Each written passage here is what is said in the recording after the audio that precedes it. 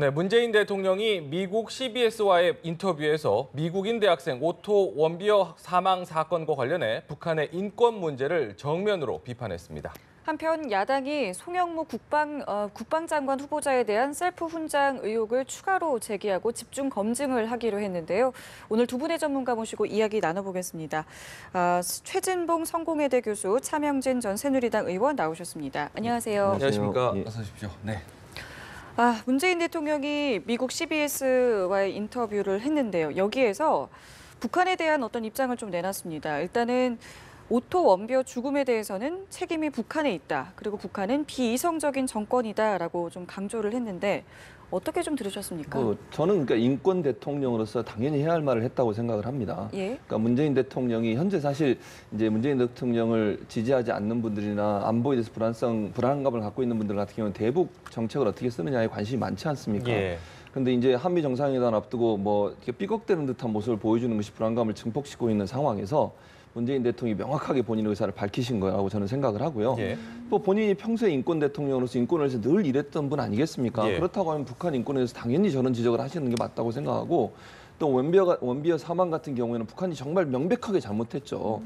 아니 멀쩡한 사람을 1년 반이 안 돼서 죽음에까지 이르게 했다고 하면 예. 그건 누가 봐도 폭행이나 가혹행위나 이런 게 있을 수밖에 없다는 상황이에요. 예. 그 상황을 대통령이 얘기를 안 하거나 의견을 밝히지 않으면 또 다른 정치적 논란이 생길 수 있었는데 네. 또 한미 정상회담 앞두고 미국이 북한과의 관계에서 어떤 우리와 다른 목소리를 내는 것에 대한 불안감들이 고조되고 있는 상황에서 네. 그런 부분들을 불식시키기 위해서 명확하게 미국 언론과 인터뷰에서 그런 부분을 밝힌 거라고 생각하고 예. 그거는 문재인 대통령이 갖고 있는 평소의 소신과도 일치하는 것이기 때문에 네. 의심의 여지가 없다고 보여집니다. 네, 북한으로서는 사실 인권 문제 굉장히 민감하게 반응할 수밖에 없는 상황인데 문재인 대통령이 이런 입장을 밝혔습니다.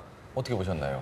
저는 이번에 문재인 대통령이 좀 좋은 취지에서 말씀을 하셨지만 지난번에 사드 때 말씀하신 게 좀 기억이 나요. 그때도 문재인 대통령이 북한의 핵 미사일 발사를 계기로 해서 예. 원래 사드 반대 입장에서 입장 변경을 좀 취하잖아요. 그런데 그때 좀 국민들이 보기에 입장이 좀 꼬이는 것 같다. 실제 북한에 대해서 상당히 그 분노하고 경계하면서도 그래도 사드 어떤 절차 문제가 있다라고는 네네. 과거의 입장을 이렇게 밑에 남기셨듯이 이번에도 마찬가지예요. 원비어 사건은 사실 원래 우리가 예상할 수 있었던 거고 상당히 중차대한 문제인데 이것을 계기로 해서 사실은 문재인 대통령이 기존의 어떤 북과의 어떤 대화 중심 입장에서 약간 무게 중심을 해가지고 압박적으로 좀 바뀌고 있어요.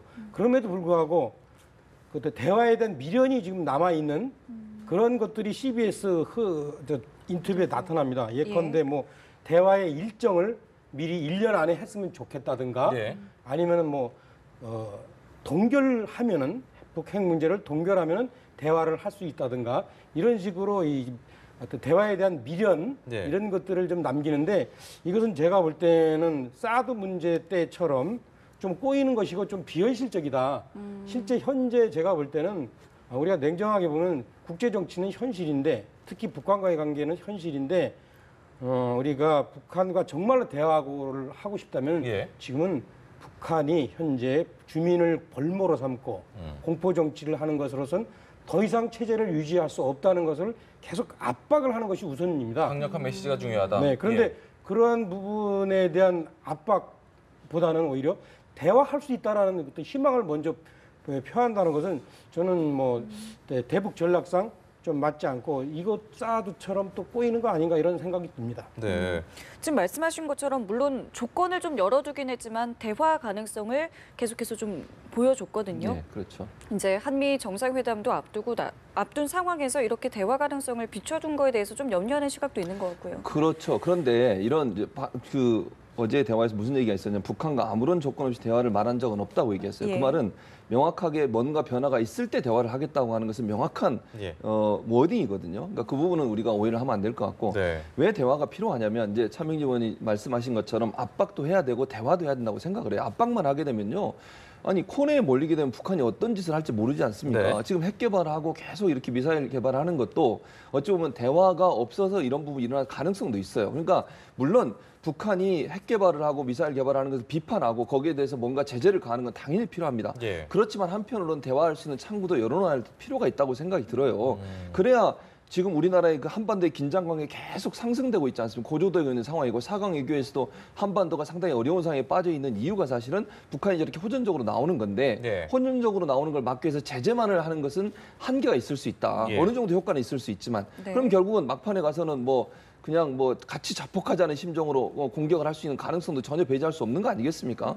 그렇다고 하면 일정 부분 대화와 압박이라고 하는 두 가지를 어떻게 효율적으로 이용할 거냐 하는 것이 사실은 북한 문제를 푸는 중요한 저는 키라고 생각을 하거든요. 예, 예. 그래서 저는 제재도 당연히 해야 한다고 생각합니다. 그러나 네. 제재만 했을 때는 그것이 가져올 수 있는 부작용도 우리가 함께 고민해서 대화를 만약에 북한이 어떤 형태로든 변화를 하거나 또는 핵 개발을 포기하겠다는 선언을 하거나 이런 얘기가 있었을 때는 대화를 네. 하는 것도 필요한 부분이라는 생각이 듭니다. 미국과의 공조를 고민하지 않을 수 없기 때문에 자꾸 좀 우려하는 부분이 아닌가 싶은데 이런 가운데 워싱턴 발언으로 논란을 빚었던 문정인 특보가요. 오늘 새벽에 귀국을 하면서 메시지를 남겼습니다. 먼저 문정인 특보의 발언 내용 들어보고 이야기 나눠보도록 하겠습니다. 청와대 사전조율 아니 없었습니까? 학술회의에 가서 얘기한 걸 갖고 왜 이 모양 그래? 청와대에서 엄청 청와대하고 모른다고 내가 학자로 갔다고. 특보를 무슨 공급도 안 받는 특보를 학자로서 얘기하는 저 도시에서 얘기한 거니까 저는 문제 하나도 없어요. 내가 대통령에게 해주는 거는 자문을 주는 거예요. 내 자문을 대통령이 택하고 안 하는 것은 그분의 결정이에요. 네, 직접 들어봤는데요. 봉급도 안 받는 특보를 무슨 학자로서 얘기한 건데 또 내 자문을 대통령이 택하고 안 하는 것은 그분의 결정이에요 라고 얘기하면서 약간 선을 긋는 듯한 발언을 했거든요. 어떻게 좀 들으셨나요? 이 문정인 특보의 사건으로 인해서 제가 볼 땐 문재인 대통령의 지지율이 한 5%는 빠졌을 거예요. 실제 이분이 첫째 문제가 뭐냐면 특보는 월급을 받건 안 받건 상당히 중요한 자리 아닙니까? 이 중요한 자리로서 사실은 미국에 가서 일정의 문재인 대통령의 대외 정책, 대미 정책, 대북 정책에 대한 기조에 대해서는 오리엔테이션을 한 거예요. 네. 이거를 갖고서 본인이 문제가 생기니까 나는 교수로서 얘기했다? 이거 자체가 상당히 일반 국민들이 보기에는 참으로 치사한 태도로 보이는 겁니다. 그래서 이거 자체가 문재인 대통령이 저분을 절에서 그냥 장관이 아닌 특보를 시켰구나라는 생각을 국민들이 하게 하고 따라서 이것으로 인해서 또 문재인 대통령은 왜 저렇게 사람을 못 쓸까 이런 생각을 하게 해서 제가 볼 때는 네. 지지율이 떨어졌을 거다. 두 번째, 네. 이분이 말씀한 것들을 보면은 우리가 이렇습니다. 실제 정말로 대화는 필요해요. 하지만 현재 국면이 어떤 상황인가에 따라서 대화를 향해서 압박을 해야 될 때가 있고 예. 사실은 구체적으로 대화의 국면에 들어서면은 구체적인 일정을 제시를 하면 됩니다. 이분은 그런데 아주 구체적으로 일정을 제시를 했어요.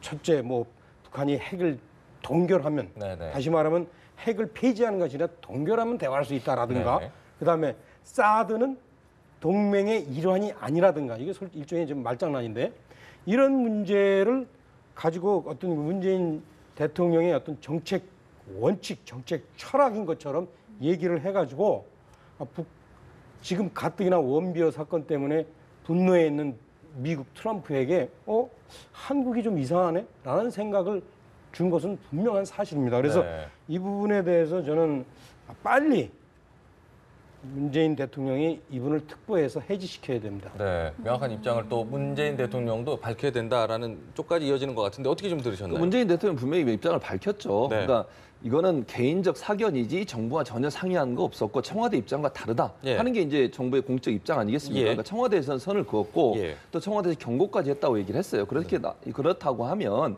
문재인 대통령이 문정인 특보가 한 얘기와 동일한 생각을 갖고 있다고 보기는 좀 힘들다고 봐요. 네. 또 뭐 예전에 그런 생각을 갖고 있었을 수 있었지만 예. 이제 정권을 잡고 나서 여러 가지 상황적인 상황을 봤을 때 지금은 그렇게 생각하지 않는다고 판단할 수도 있겠죠. 네, 그래서 네. 그거는 우리가 명확하게 받아들여야 되는 거잖아요. 본인이 그렇게 얘기했고 청와대도 그렇게 발표를 했기 때문에. 근데 계속 지적하는 건 특보로서의 무게감 때문에 얘기하는 그렇죠. 것 바로 아니겠습니까? 그거죠. 그러니까 네. 문정인 특보가 물론 개인적인 의견으로 발언을 하신 것, 뭐 저도 그렇게 보이는데요. 예. 그렇다 하더라도 아까 말씀하신 것처럼 특보라는 타이틀을 달고 있기 때문에 좀 주의를 하셨어야 돼요. 네, 그러니까 네. 발언이 본인은 그냥 개인적 사견이라고 얘기하지만 모든 언론이 집중하고 있고 미국에 있는 언론까지도 집중하고 있는 상황에서 그런 발언을 하신 것은 조금 바른 방법은 아니죠. 그러니까 예. 본인이 그냥 개인적으로 생각하고 있는 것을 나중에 뭐 논문을 통해서 발표하고 이런 것은 얼마인지 할 수 있지만 네, 네. 어쨌든 이게 정치적인 행사가 돼버렸어요. 뭐 본인은 학회라고 얘기를 했지만 예, 예. 그러니까 거기서 그런 발언을 하신 건 분명히 조금 지나친 부분이 있습니다. 네. 그래서 이분이 이제 본인도 그렇게 얘기하잖아요. 이거는 청와대에 조율된 건 아니다. 그럼에도 불구하고 특보라는 타이틀을 달고서 했던 발언이기 때문에 예. 그 자체가 주는 파장은 크다. 그래서 그거는 적절하지 않은 발언이라는 생각은 듭니다. 네. 네. 이 청문회 전국부터 문정인 특보의 발언까지 그래서 어제 있었던 운영위에서 좀 어떤 실타래가 좀 풀리지 않을까 기대했던 부분도 사실 있었는데 어제 운영위에서는 고성과 막말이 좀 오갔다고 합니다. 관련 영상부터 함께 보시죠. 또한 한미 동맹의 신뢰는 금이 가고 국민들은 안보 불안의 위협을 느끼고 있습니다. 발언을 하라고 말씀하셔서 발언했기 때문에 누가 이사실에게 발언을 했어요? 어디다 딱 했어요? 당신 뭐 하는 거야 이거? 자 조용히 늦게 와가지고 뭐 하는 거예요? 늦게 와 발언하고 있는데 무슨 소리 하는 거야? 우리 더불어민주당 소속 위원들은 오늘 이 회의 자체의 성립이 부당하다. 앞으로 이런 잘못된 관행이 반복돼서는 안 된다는 것을 엄중히 위원장과 야당 의원들께 말씀을 드리면서 저희는 퇴장하겠습니다.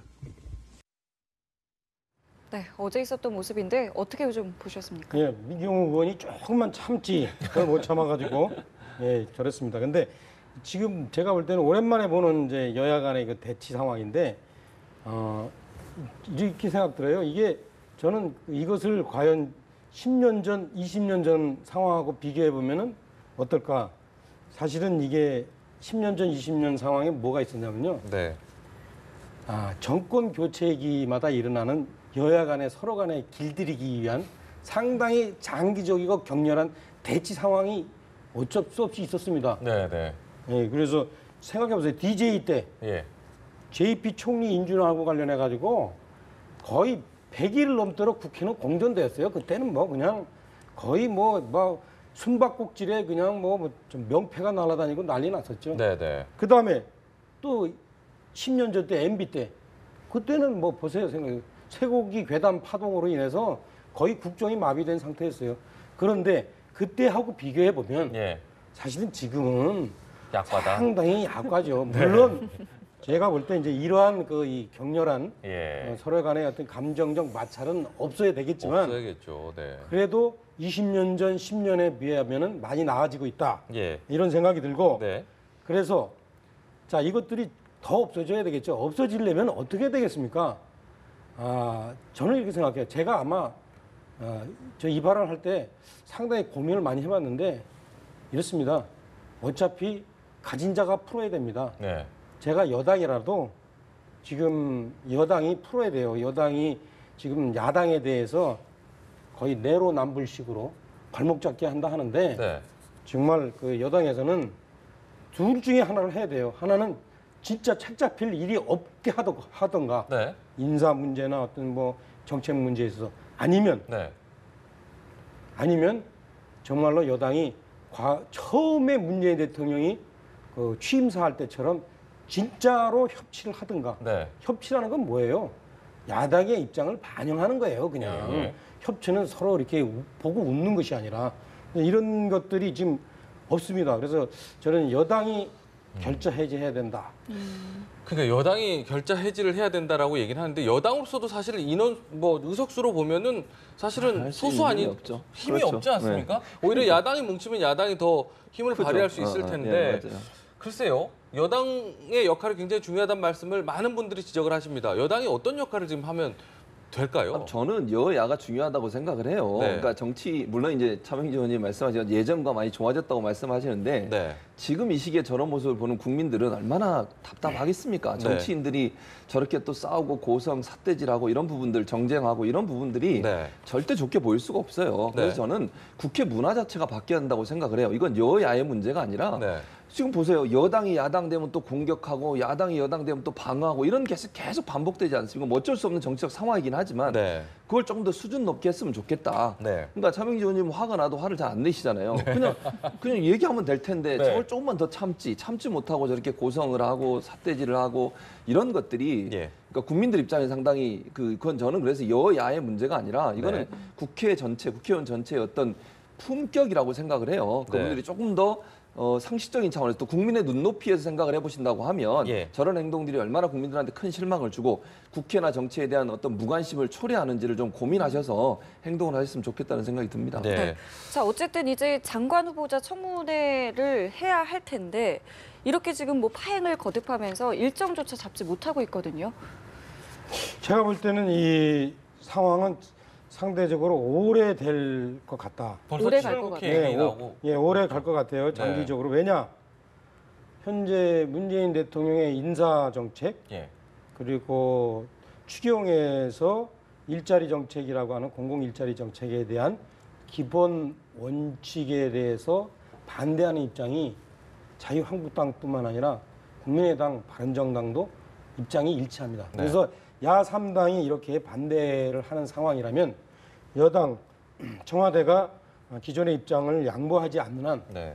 제가 볼 때는 전국은 장기적으로 공전할 것이 예상됩니다. 네네. 그러니까 벌써부터 7월 국회 얘기 나오는 게 이제 장기전 준비하자 뭐 이런 움직임인 것 같아요. 이거 그렇죠. 빨리 수습해야 될 텐데요. 그러니까요. 그 수습이 돼야 될 텐데 이게 네. 정치력이 필요한 부분이라고 생각을 해요. 네. 여야가 정치력이 필요한 부분인데 예. 야당도 고민은 있을 거라는 생각은 듭니다. 물론 네. 이제 지금 말씀하신 것처럼 청와대가 일정 부분 밀어붙이는 그런 성향이랄까 경향이랄까 이런 부분이 보이는 부분도 있습니다만 네. 야당도 계속 이렇게 반대만 했을 때 과연 그러면 정치적으로 본인들한테 이익이 있을 거냐를 고민하실 거예요. 네. 저는 그렇게 생각해요. 네. 만약에 국회가 공전이 되면 양쪽 다 공격을 받을 수 있잖아요. 네. 청와대는 청와대 나름대로의 공격을 받을 수도 있지만 야당도 정치적으로 상당히 협소한 위치에 갈 수밖에 없다. 예. 그렇다면 어느 정도에 가서는 돌파구를 찾을 가능성도 있다고 보여집니다. 네. 그게 어떤 형태의 협상이 될지 모르겠지만 여야가 정치력을 발휘해서 지금의 이 난국과 정치적 공백 상태를 빠져나갈 수 있는 방안들을 고민할 거고요. 그렇다고 하면 극적으로 타협의 어떤 접점을 찾아낼 가능성은 있다고 봐요. 물론 네.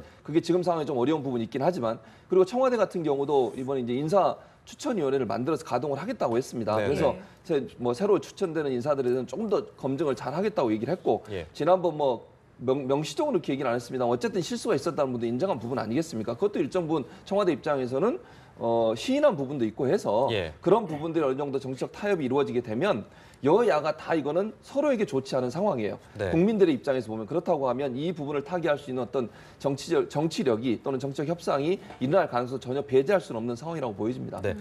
문재인 정부 들어서 조금 요거 관례처럼 된 것 같긴 한데 보면은 뭐 이낙연 총리나 강경화 장관도 그렇고요. 어제 강경화 장관 같은 경우도 이제 국회 찾아가서 이제 인사를 좀 했어요. 다들 이제 인사를 좀 그래도 받아줬는데 자유한국당 정우택 원내대표는 인사도 안 받더라고요. 요건 어떻게 좀 보셨나요? 그 이유는 현재 그 자유한국당뿐만 아니라 국민의당 등에서도 얘기하듯이 예. 강경화 장관이 크게 장관으로서 인정하기엔 두 가지 결격 사유가 있는 거예요. 네. 하나는 뭐 위장 전입이 문제가 아니라 위장 전입을 해명하는 과정에서 네네. 사실 좀 솔직하고 정직하지 못했다라는 인상이 있는 거죠. 특히 우리가 그동안 장관 후보자, 총리 후보자가 낙마한 사례를 보면 사실은 위장 전입이나 등등의 문제 때문에 낙마하기보다는 그런 문제에 대한 해명의 과정에서 사실 남 탓을 하거나 거짓말을 할 경우에 그것이 결격 사유가 되어서 낙마를 했는데 강경화 후보자의 경우에는 본인이 남편이 모르고 했다라고 했음에도 불구하고 네네. 상당히 이 국민들이 받아들이기에는 석연치 않는 해명이었고요. 그리고 두 번째는 그러한 이 결격 사유에도 불구하고 정말로 이분이 대북 관계, 대미 관계 등 이런 것과 관련해서 유능하다. 네. 상당히 괜찮은 네트워크를 갖고 있고 상당히 정확한 문제인식을 갖고 있다라는 인식이 있으면은 어쩔 수 없이 또 용인할 수밖에 없었는데 실제 청문회에서 이분이 대답한 것을 보면 네. 거의 뭐 제 수준도 안 되는. 그럼에도 어쨌든 뭐 임명이 됐으니까 소통하려는 노력을 보였는데 뭐 요거 노력에 대한 평가를 좀 궁금했던 거죠, 사실은. 그러니까 이 부분이 그래요. 소통이라는 거는 있잖아요. 소통의 다른 측면은 뭔지 아세요? 사실은 협치예요. 끄떡끄떡 한다고서는 그것을 소통이라고 생각하지 않습니까? 네, 네. 상대방의 입장을 이해하고 그 입장을 반영하는 것인데 네. 그 점에 관련해서 두 가지가 현재 안 돼 있죠. 네. 하나는 야당의 현재 입장, 사드 배치 등에 관해서 과연 예. 강영화 장관이 무슨 생각을 갖고 있는가? 뭐 이런 부분들에 대해서 사실은 확신이 안 가죠. 알겠습니다. 알겠습니다. 저희 두 분 말씀 여기서 마무리 짓겠습니다. 오늘 말씀 고맙습니다. 고맙습니다.